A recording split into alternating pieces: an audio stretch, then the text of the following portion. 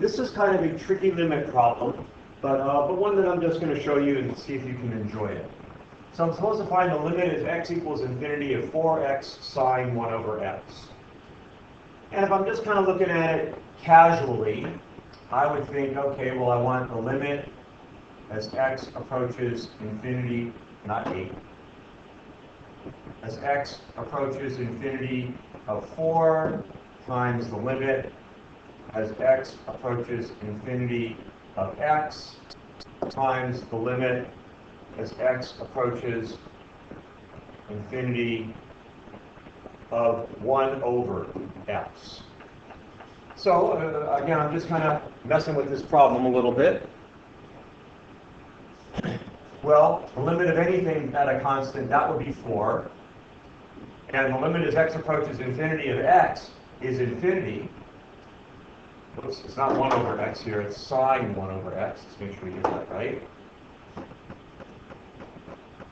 Wait, please, thank you. Sine 1 over x. And as x approaches infinity, 1 over x approaches 0, and the sine of 0 is 0. So this would be times 0.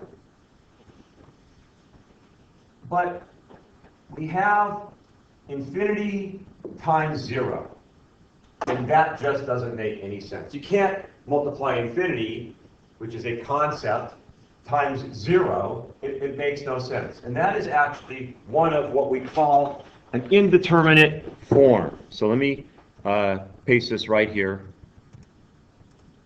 Okay. This is a list of very common indeterminate forms. 0 divided by 0, infinity divided by infinity, 0 times infinity, infinity minus infinity, 0 to the 0th power, 1 to the infinity power, and infinity to the 0 power. Those are all indeterminate forms, and when you run into them, it means you got to do some algebraic manipulation in order to make the problem work. So how exactly are we going to do that? Well, we're going to set something up. We're going to say, first of all, let's erase this. So we're not looking at it anymore. Okay? We're going to say, let the variable h equal 1 over x. So if that is the case, the limit as x approaches infinity, h also approaches 0. I think you can all see that. As x approaches infinity right here, this expression right there is going to get closer and closer to 0.